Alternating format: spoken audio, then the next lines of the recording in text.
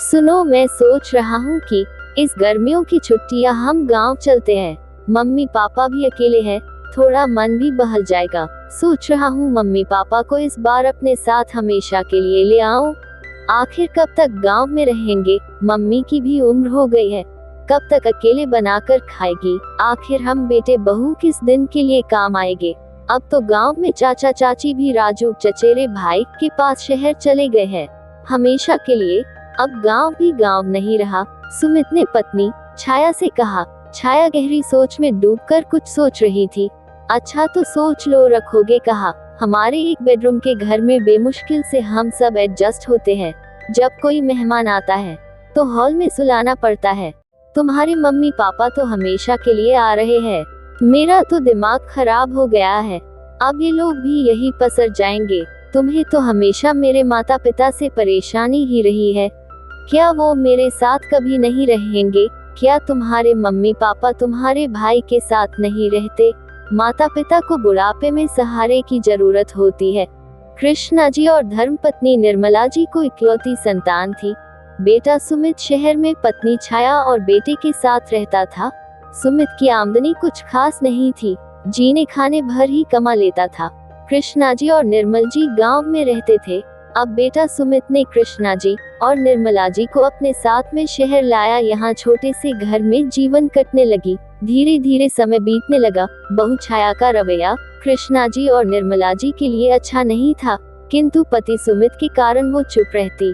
लेकिन सुमित की गैरमौजूदगी में छाया उनका जीना हराम कर देती, ताने दे देकर माहौल खराब कर देती।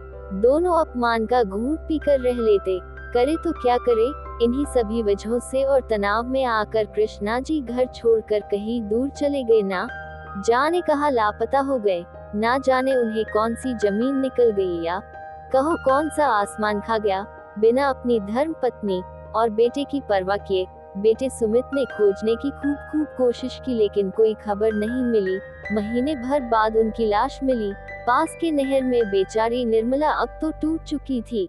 इन आपदाओं से जूझते जूझते कमजोर दिल की निर्मला जी को दिल का दौरा पड़ गया, लेकिन भगवान की कृपा से समय पर अस्पताल पहुंचाने के कारण बच गई। दवाइयां सब समय पर ले तो रही थी, परंतु बुझी बुझी सी रहने लगी। सुमित मां निर्मला को सांत्वना देता रहता, मम्मी हौसला रखो। शायद भगवान का यही फैसला था। सुमिता माँ का खूब ख्याल रखता। माँ को शाम को ऑफिस से घर पहुँचते ही चाय पीकर उसे लेकर घर के सामने वाले पार्क में ले जाता। डॉक्टर के निर्देशानुसार निर्मला सदा अपने पास दवा रखा करती, ताकि कभी यदि लगे कि अचानक दिल की धड़कन तीव्र या धीमी होने लगी है तो झट से एक गोली जीभ के नीचे रख देने से दिल का दौरा पड़ने से बचाव हो जाए। दूसरा पैकेट वह अपने बिस्तर से जुड़े मेज के ड्रावर में रखती, परंतु होनी को कौन टाल सकता है। एक दिन बेटे सुमित सिर में दर्द होने के कारण ऑफिस से जल्दी आ गया। निर्मला उसे परेशान न करने के विचार से उसे बताकर स्वयं ही पार्क में टहलने चली गई। बेटे को भी माँ कुछ दिनों से काफी स्वस्थ दिख रही थी, इसलिए अकेले जाने से रोका नहीं, लेकिन पार्क के फाटक तक पहुँच भी न पाई थी कि उसके दिल की धड़कन अचानक तेज होने लगी। वो उन्हीं उल्टे पांव घर की ओर मुड़ गई। 1 मिनट में घर भी पहुंच गई, परंतु हड़बड़ी में रास्ते में ही दवा का पैकेट हाथ से छूटकर गिर गया, जिसे उठाने के लिए उसे झुका न गया। सुमित ने खिड़की से ही माँ को जब डगमगाते कदमों से घर के गेट में प्रवेश करते देखा तो पत्नी को जोर से आवाज देकर बोला, छाया, माँ की तबीयत बिगड़ गई लगती है, जल्दी से उनके बेडरूम से गोली ले आओ जल्दी। ये कहते हुए सुमित अपना मोबाइल उठाकर बाहर की ओर भागा और माँ को सहारा देकर बिठाया। साथ ही साथ एम्बुलेंस बुलाने के लिए फोन मिला दिया, परंतु छाया जब दवा लेकर बाहर नहीं आई तो वो वहीं से चिल्लाया, क्या कर रही हो यार, इतनी देर क्यों लगा रही हो? मैं तो हर जगह ढूंढ रही हूँ, लेकिन वह दूसरा वाला पैकेट तो कहीं भी नहीं मिल रहा जी। छाया खिड़की में से झांकती हुई बोली। निर्मला तब तक निढाल हुई वहीं कुर्सी पर लुढ़क गई। इतने में एम्बुलेंस भी आ गई, लेकिन तब तक सब समाप्त हो चुका था। इस घटना को बीते कई बरस बीत चुके थे।